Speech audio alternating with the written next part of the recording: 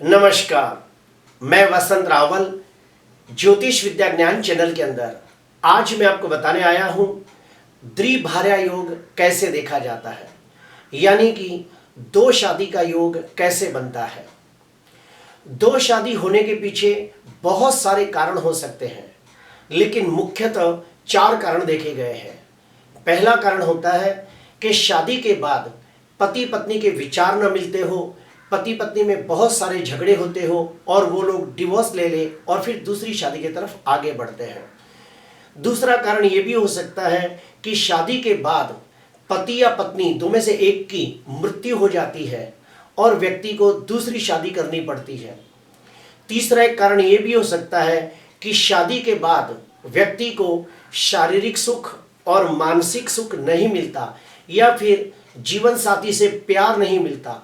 और उस बात की कमी को पूरी करने के लिए व्यक्ति शादीशुदा होने के बावजूद बाहर एक्स्ट्रा मैरिजल अफेयर तैयार करता है और उस व्यक्ति के साथ शारीरिक और मानसिक दृष्टि से जुड़ जाता है। तो ये भी एक प्रकार का द्विभार्या योग माना गया है। चौथा एक कारण ये भी है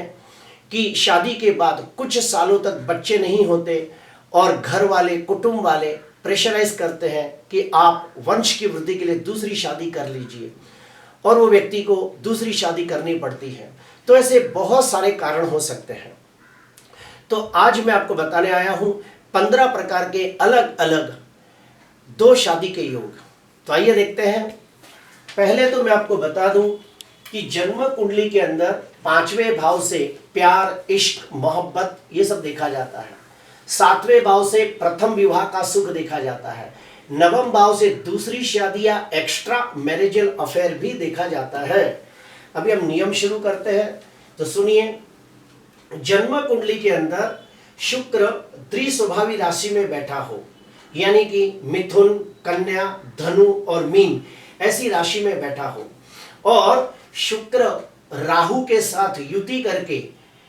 कहीं भी बैठा हो और उसके पर शनि की दृष्टि पड़ती हो, तो ऐसे लोगों के जीवन में शादीशुदा होने के बावजूद एक्स्ट्रा मैरिजल अफेयर निर्माण होता है। दूसरा नियम, जन्म कुंडली का लग्न भाव द्विस्वभावी राशि का हो, यानी कि मिथुन, कन्या, धनु और मीन राशि का हो। फिर से बोलता हूं, जन्म कुंडली का लग्न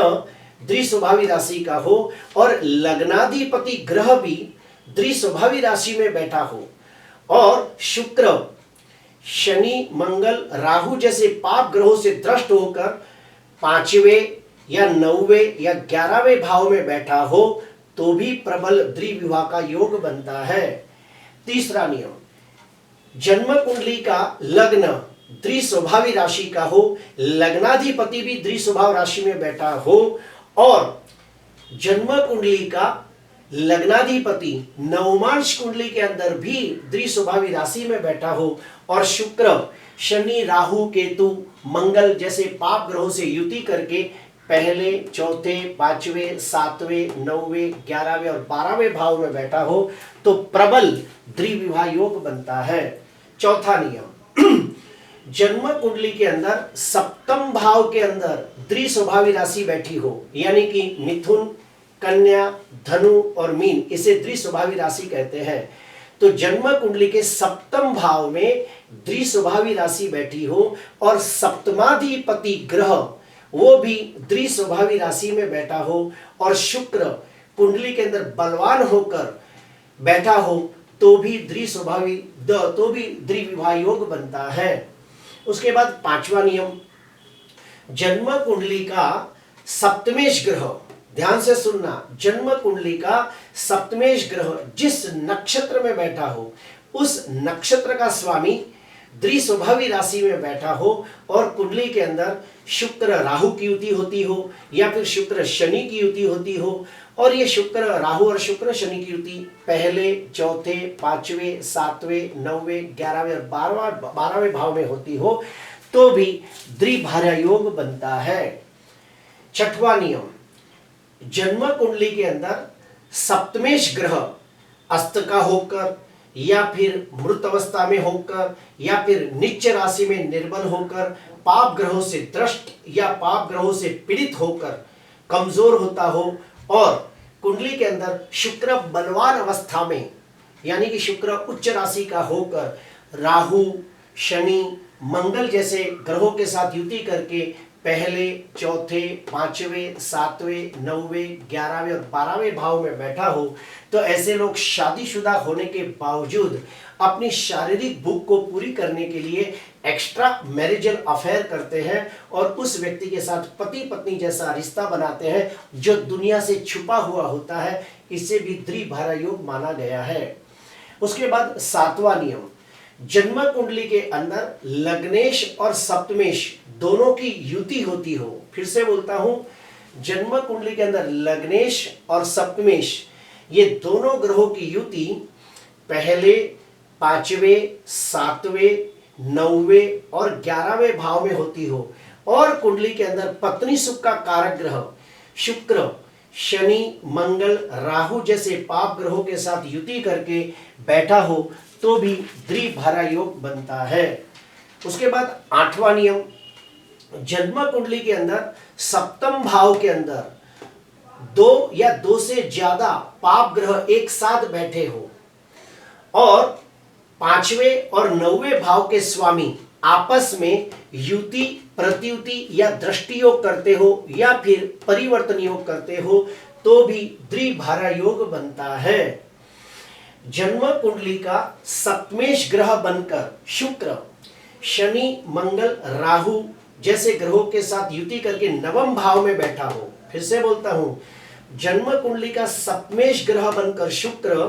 9वें भाव के अंदर शनि, मंगल, राहु के साथ युति करके यहां पे बैठा हो और उसके ऊपर पंचमेश ग्रह की शुभ दृष्टि पड़ती हो तो ऐसे लोग शादीशुदा होने के बावजूद किसी और स्त्री को पत्नी जैसा प्यार देते हैं, पत्नी जैसा सुख देते हैं और उसके साथ कई सालों तक ये रिश्ता निभाते हैं, लेकिन वो रिश्ता दुनिया से छुपा हुआ होता है। 10वां नियम, जन्म कुंडली के सप्तम भाव के अंदर अशुभ योग बनता हो। फिर से बोलता हूं, जन्म कुंडली के सप्तम भाव में अशुभ योग बनता हो, जैसे कि सूर्य ग्रहण, चंद्र ग्रहण, अंगारक योग, गुरु चंडाल योग, श्रापित योग, विष योग, संघर्ष योग जैसा अशुभ योग बनता हो और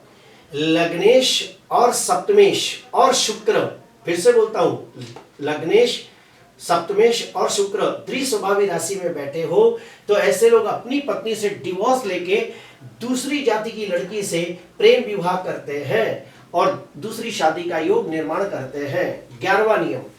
जन्म कुंडली के सप्तम भाव के और अष्टम भाव के अंदर पाप ग्रह बैठे हो। फिर से बोलता हूं, जन्म कुंडली के 7वें और 8वें भाव के अंदर 2 या 2 से ज्यादा पाप ग्रह बैठे हो और कुंडली के अंदर शुक्र स्वगृही या उच्च का होकर राहु या शनि के साथ पहले, चौथे, 5वें, 7वें, 9वें, 11वें भाव में बैठा हो तो निश्चित तौर पे 2 शादी का योग होता है। उसकी पहली पत्नी से उसके बहुत झगड़े होते हैं और डिवोर्स हो जाता है। 12वां नियम, जन्म कुंडली का सप्तमाधिपति ग्रह 6वें भाव में बैठा हो और बलहीन हो, पाप ग्रहों से दृष्ट या पाप ग्रहों से पीड़ित होता हो और कुंडली के अंदर शुक्र बलवान होकर शनि, मंगल, राहु जैसे पाप ग्रहों के साथ बैठा हो तो 2 शादी का योग बनता है। उसका अपनी पत्नी से बिल्कुल नहीं पटता और पत्नी का प्यार उसे बाहर वाली व्यक्ति से मिलता है। उसके बाद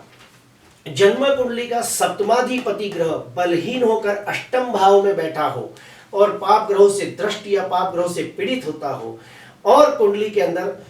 लग्नेश, सप्तमेश और शुक्र द्विस्वभावी राशि में बैठे हो तो वो व्यक्ति की पत्नी की मृत्यु होने के बाद वो व्यक्ति किसी पर जाति की लड़की के साथ प्रेम विवाह करके अपना जीवन निर्वाह करता है। आखिरी नियम, जन्म कुंडली का सप्तमेश ग्रह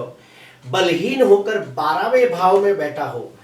और शुक्र उच्च का होकर शनि, राहु, मंगल जैसे पाप ग्रहों के साथ युति करके 5वें या 9वें भाव में बैठा हो तो वह व्यक्ति धन कमाने के लिए विदेश में जाता है और विदेश के अंदर भी शादीशुदा होने के बावजूद किसी और स्त्री के साथ पति पत्नी जैसे रिश्ते बनाता है और उसके द्वारा बच्चे भी पैदा करता है। आज के लिए बस इतना ही। आपको अच्छा लगा हो तो जरूर लाइक करना, सब्सक्राइब करना। नमस्कार।